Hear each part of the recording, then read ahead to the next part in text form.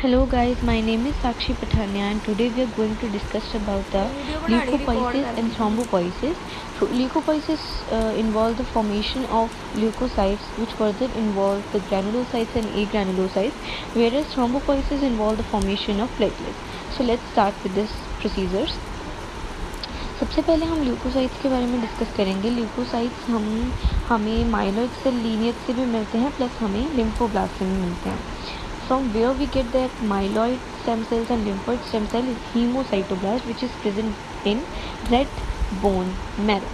In red bone marrow we are having a stem cell that is hemocytoblast, जिसको हम pluripotent cell भी कहते हैं।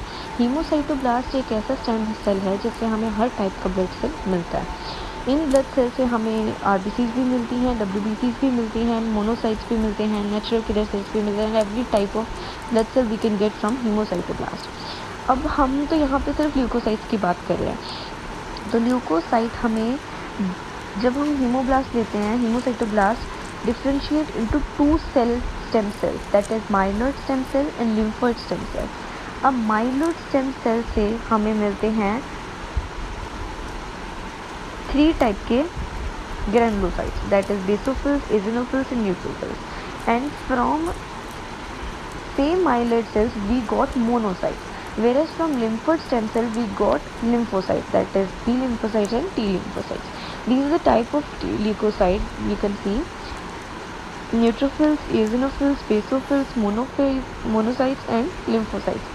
Among these, neutrophils, basophils and eosinophils are granulocytes which contain granules inside it, and lymphocytes are agranulocytes which does not contain any granules.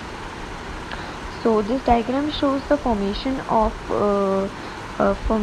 different leukocytes from pluripotent cells. Pluripotent cells further differentiate into myeloblasts and lymphoblasts. As you can see, myeloblasts further differentiate कर रहे हैं neutrophils में, eosinophils में, basophils में, plus monocytes में। Where lymphoblast differentiate कर रहे हैं टी लिम्फोसाइट्स में, बी लिम्फोसाइट्स में, and B lymphocytes further differentiate कर रही हैं प्लाज्मा सेल्स में। इसके बारे में डायग्राम को देख के हम फर्दर एंड में डिस्कस करेंगे कि कैसे कैसे ल्यूकोपोइसिस सारी होती है। So what is the life span of WBC? Granulocytes 4 से 8 घंटे के लिए ब्लड में रहते हैं और टिश्यू में 5 डेज के लिए।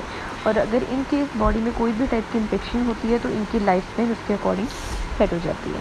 Monocytes stay in the blood for 10 to 20 hours and they leave to different tissue where they form tissue macrophages. जहाँ पे भी फेगोसाइटोसिस की ज़रूरत होती है वहाँ पे मैक्रोफेजेस को पहुँचा दिया जाता है by the immune system.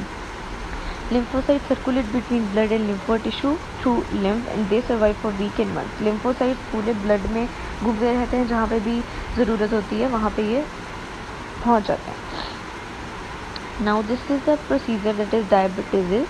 Diabetesis means leukocytes able to slip out of the capillaries. They squeeze themselves through small pore between endothelial cells that form the capillary wall. अब ये होते क्यों हैं?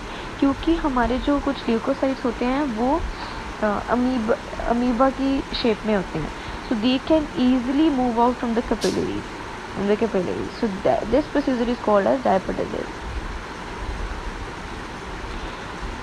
Now these are the function of leukocytes. Movement of WBCs by chemotaxis. So what do we mean by chemotaxis? It is the response of leukocyte to produce formed in immunological reactions wherein leukocytes are attracted to and accumulate at the site of reaction. अब ये है chemotaxis, मतलब जहाँ पे भी हमारी body में कहीं पे भी इम्यूनोलॉजिकल रिएक्शन की ज़रूरत है, दैट फॉर एग्जांपल किसी को इंजरी हो गई है और वहाँ पे इम्यूनोलॉजिकल रिएक्शन चाहिए, दैट मीन्स वहाँ पे क्लॉट फॉर्म करना है या वहाँ पे किसी टाइप की इन्फेक्शन नहीं चाहिए, तो वहाँ पे हमारी बॉडी इंड्यूस कर देगी ताकि हमारे ल्यूकोसाइट्स वहाँ पे पहुँच जाए और एक्यूमुलेट हो जाएँ at the site of reaction. Next is opsonization. What do we mean by opsonization? It is the mechanism which involves the binding of an opsonin to an epitope on a pathogen. After opsonin binds to membrane, phagocytes are attracted to pathogen. अब ये क्या करता है? Opsonization क्या होता है कि जिस बैक्टीरिया को हमें फेगोसाइट करवाना होता है उस बैक्टीरिया के ऊपर एक कोट सा बना दिया जाता है थ्रू हमारे इम्यून सिस्टम। इम्यून सिस्टम हमारे बैक्टीरिया के ऊपर या जिस भी, फॉर एग्जांपल मैं बैक्टीरिया ले रही हूँ, बैक्टीरिया के ऊपर एक कोट बना लेगा जिसकी वजह से फेगोसाइट मैक्रोफेजेस को पता होगा कि अब मेरे को इसको फेगोसाइट करना है। फेगोसाइट करके मतलब इनगल्फ करके मारना है, ठीक है। तो ये कोटिंग उसको इंड्यूस करती है उसकी फैगोसाइटोसिस को। Opsonization is this. Next is phagocytosis. Phagocytosis is the engulfment of antigen which are coming from the outside and which can act as a pathogenic material to our body. उसको रोकने के लिए, उसको ख़त्म करने के लिए phagocytosis होता है। इंजेक्शन ऑफ इन्वेडिंग एजेंट, और उसको अंदर लेने के बाद उसको मारना, किल करना, और किल करने के बाद उसको एक्सक्रीट कर देना, that is a procedure of phagocytosis. Now through this diagram you can see this is multipotent stem cell. From this multipotent cell we got common myeloid progenitor and common lymphoid progenitor. First we are going to discuss about the common myeloid progenitor. Common myeloid progenitor से हमें मिलता है प्रोइरिथ्रोब्लास्ट, मेगाकैरियोब्लास्ट and myeloblast. अब इनको further हम पढ़ते जाएंगे। एक और चीज़ मैं आपको बताना चाहती हूँ कि हमें इन सभी चीज़ों के लिए, जैसे अगर हमें बेसोफिल्स, एजिनोफिल्स, न्यूट्रोफिल्स फॉर्मेशन डिफ्रेंसिएशन करनी है तो उसके लिए हमें 3 फैक्टर चाहिए होते हैं, that is interleukin 3, interleukin 5 and granular colony stimulating factor. और अगर हमें मोनोसाइट बनाना है तो उसके लिए interleukin 3, interleukin 5 and a granulocyte colony stimulating factor. So these are the factors which are used to form the blood cells. And for platelets, we need thrombopoietin. Thrombopoietin made by liver and kidney. Now from common myeloid progenitor we got megakaryocyte. सबसे पहले we are going to discuss about the platelet formation. Platelet formation के लिए हमें thrombopoietin नाम का एक चाहिए होता है enzyme, which is made by liver and kidney. Liver और किडनी मिलके इस एंजाइम को बनाते हैं, that is thrombopoietin, which is used for the formation of platelets. ठीक है, अब आप देख सकते हो प्लेटलेट्स के लिए megakaryoblast, then pro megakaryocyte, then megakaryocyte, then at last जब वो ब्लड स्ट्रीम में एंटर करते हैं तो ये मेगाकैरियोसाइट जो सबसे लार्जेस्ट होता है हमारे ब्लड सेल की फॉर्मेशन में, सबसे बिग साइज़ इसका होता है मेगाकैरियोसाइट का, वो फॉर्म हो जाता है प्लेटलेट्स में छोटे छोटे. जब ये अपने ब्लड बोन मैरो से स्क्वीज़ होके हमारी ब्लड स्ट्रीम में एंटर करता है तो इसके बिल्कुल पीसेस हो जाते हैं छोटे छोटे. ये सबसे लार्जेस्ट से सबसे स्मॉलेस्ट साइज में कन्वर्ट हो जाता है, that is are platelets.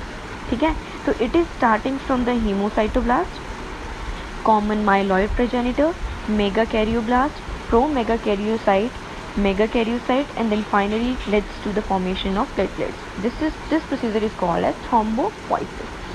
Now next we are going to discuss about our neutrophils, basophils and eosinophils along with the monocytes. Basophils, neutrophils and eosinophils are our granulocytes, and monocyte is the part of our agranulocytes. So we are going to discuss about granulocytes only, that is granulopoiesis. So it is starting from multipotential hemopoietic stem cell, that is hemocytoblast, फिर myeloid progenitor, then myeloblast. Myeloblast से हमारा basophil promyelocyte, basophil myelocyte, basophil metamyelocyte, basophil band and finally basophil. Like this हमारे neutrophils बनते हैं, like this हमारे eosinophils बनते हैं. So this is called as granulopoiesis. आप देख सकते हो कि ऊपर से न्यूक्लियस सभी का सेम साइज था, पर जैसे जैसे आगे डिफ्रेंसिएशन होती जा रही है इनके न्यूट्रोफिल्स में चेंज आता जा रहा है, और एट लास्ट बेसोफिल में हमारा न्यूक्लियस होता है एस शेप में, एजिनोफिल्स में डबल लोब टाइप्स होता है, और न्यूट्रोफिल्स में मल्टीपल न्यूक्लियस होते हैं. सो दीज आर ग्रैनुअल्स, और इसमें मेनली है कि इसके अंदर ग्रैनुअल्स प्रेजेंट होते हैं इस हमारे ल्यूकोसाइट में. Another type of leukocyte is monocyte, which is starting from hemocytoblast, myeloid progenitor, myeloblast, monoblast, promonocyte and finally monocyte, which is leading to macrophages. जब ये ब्लड स्ट्रीम में पहुंच जाता है, ये कह लो टिश्यू में पहुंच जाता है, from this you can see ये कहाँ पे हो रहा है, ब्लड में, टिश्यू में. जब टिश्यू में पहुंच जाता है तो ये मैक्रोफाजेस में कन्वर्ट हो जाता है. So this are the method. And last but not the least are lymphocytes. Lymphocyte is formed from the lymphoid progenitor, which is starting from hemocytoblast, then lymphoid progenitor, then lymphoblast, then polylymphocyte, then small lymphocyte, which is further dividing into B lymphocytes and T lymphocytes.